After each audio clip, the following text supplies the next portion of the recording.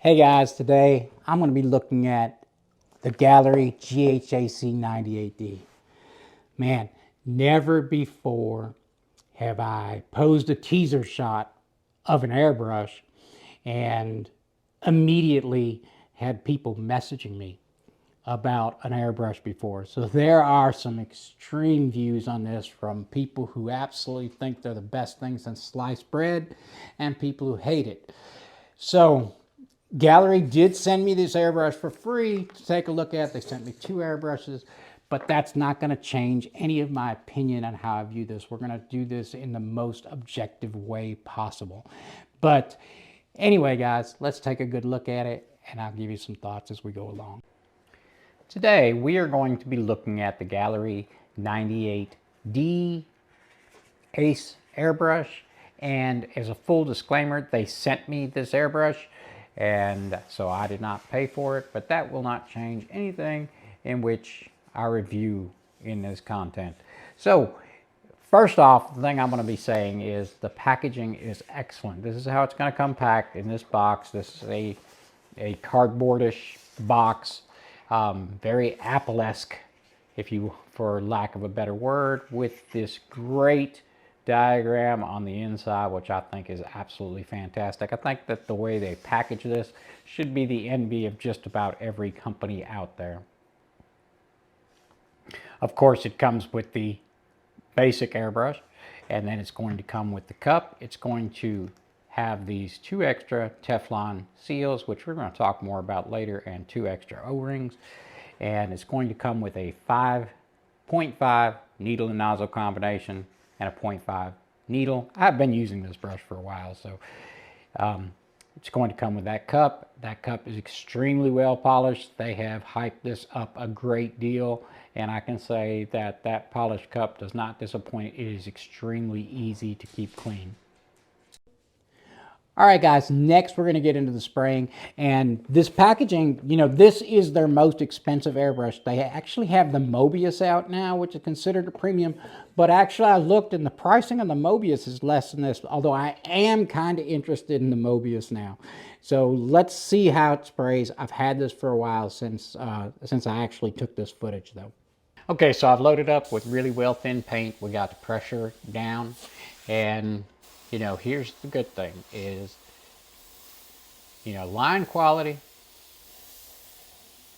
is excellent at low pressures, sprays really, really well.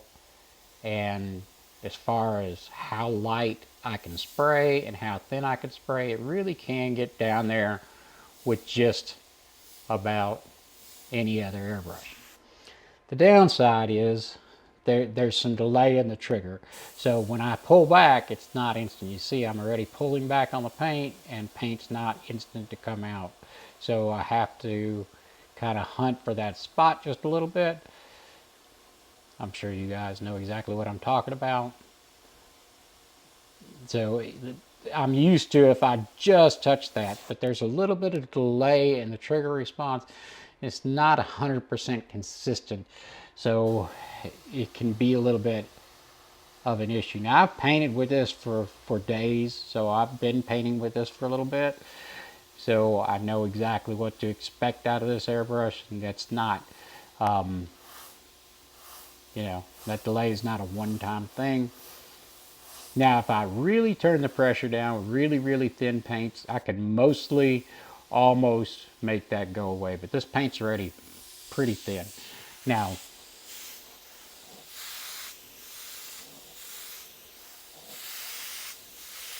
you don't have a lot of coverage, so it's not a heavy coverage, you know, situation. The 0.5, as we pointed out, we're not going to test that today because it's acting up, and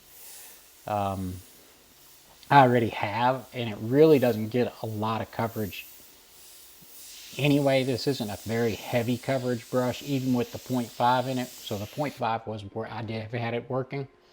So, you know, that's the kind of pattern you're going to get on this 0.38, which I guess I should compare that to some other brushes so you can get an idea. Okay, for distance, so this is a Sparmax Max 35, give you an idea. you know, the Max 35 might be shooting out just a little bit bigger than the GHAC. Okay, so as far as spray characteristics, first off, let me point out that the problem that was with the 0.5 setup, I have sorted that out. It was just a little nick in the Teflon washer, and so I replaced that Teflon washer. Good thing they sent me a couple, and that fixed that issue. Now, spray characteristics wise, it is a general purpose airbrush. It can get down really tiny. It's a really good sprayer, but it does have that issue with a little bit of a delay in it, and that can be problematic. It makes it a little bit hard to get detail exactly where I want. So it's not a perfect sprayer in my opinion, but the line quality and everything when I was spraying with it, it was great. It was atomized very well. I could get very clean lines. I could get very, very tiny lines. And overall spray characteristics was awesome. Now what we're going to do is I'm going to go look into quality issues, you know, fit and finish, things like that. We're going to look at the airbrush really, really deeply and as we move along, and I'll see you guys here in a little bit. Okay, so I wanted to try to capture, and hopefully it'll show up on screen. I think you can. You'll see a little bit of machining marks on the side of the trigger, which was a little bit disappointing that they're visible to the naked eye. So it's a little bit rough on the side, although it doesn't drag. Trigger feel is pretty good, except when you get back here, almost a full trigger extension, the way they've got this trigger in here, it catches that ridge, and it's an immediate harsh jump. A lot of people probably won't, you know, maybe catch that, but they might not pull the trigger all the way back. But if you do, that's going to be annoying to anybody who, you know, who uses this and pulls the trigger all the way to full, because you're going to feel that every single time. So, but up until that point, the trigger is really, really pretty smooth. It just kind of annoyed me that that was, you know, was very obviously overlooked. And it's not like I'm getting to the end.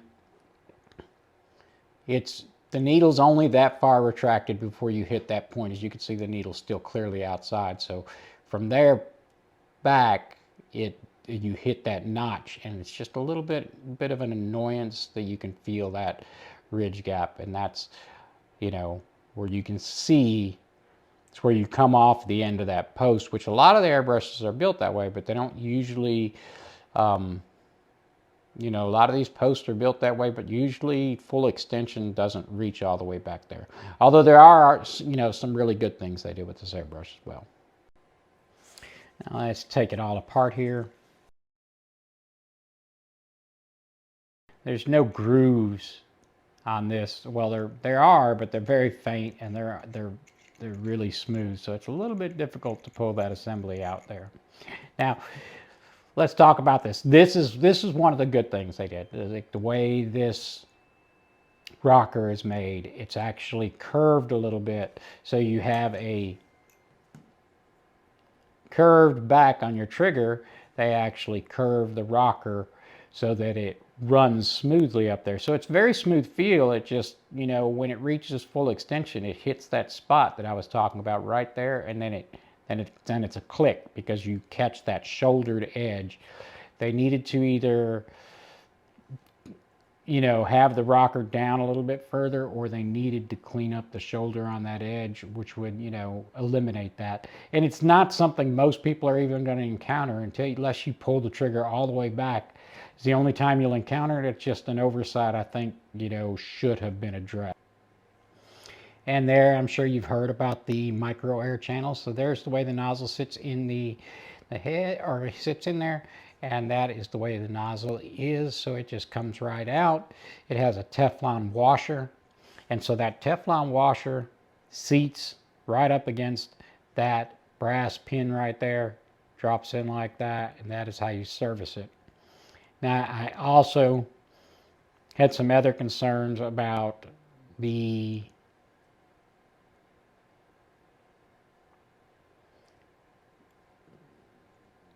tolerances, like if you see how much wiggle and slop you have there. That should be, when you're dealing with a part like that, since that's going to actually hold the nozzle in place, having poor tolerance on that could become an issue over time. But it's very easy, toolless design. My concern is that it tightens all the way down until it hits the brush body on itself. So if that Teflon washer starts to get compressed at all, Teflon has no real rebound to it. So once it's compressed, and that could lead to some issues. Okay, so there's been a lot of talk from them about this polished needle, and that is under a microscope. That is an exceptionally well polished needle. There's no doubt about it. It is one of the nicest polishes I've ever seen. You see a little hook in the edge of that needle? That didn't come that way. I did that. So yeah, I've got to correct that. But from the factory, it came out absolutely flawless. They talked about the spring in this needle, about it being rebendable, but honestly, I think that's just some marketing speak. This is out of another really cheap airbrush, and you can put a slight bend on that too. In any of my other ones, all of them should be spring stainless steel. I'm not sure which exact alloy version, because there's a lot of them, but they're all going to be a spring stainless steel. That is an Iwata Eclipse. You can see I've got my finger all the way up to that first crease on my finger, and because the trigger is also a little bit lower, I can still reach down, touch, without my finger hitting the cup at any point in time. That's fingers already hit, you can see where that's at. So for the people that's going to bother, you already know that it's going to bother you. Some people won't matter. Some people like to keep their finger all the way back here, so that won't matter to them whatsoever. All right, guys, so at the end of the day, the reason I went through this so deeply is, this is an airbrush that retails around $100 and, on the market right now. And that is the question, is the fit and finish of this up. It's marketed as, way less expensive, at better quality. Although this airbrush, the GSI Krios PS270, is less than this brush right here.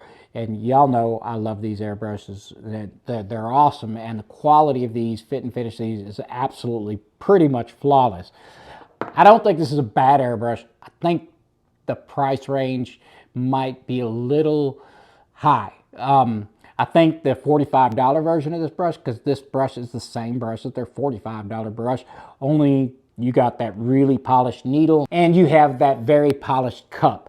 So I think at a $45 price point, this is probably a fine airbrush. I'm not a real big fan of that delay in the trigger, but it is an excellent sprayer aside from that. I don't see anything really bad about this, but I don't think it's an exceptional brush either. Sorry guys if I'm a little raspy at everything. I have strep throat, so I'm a little out of it too.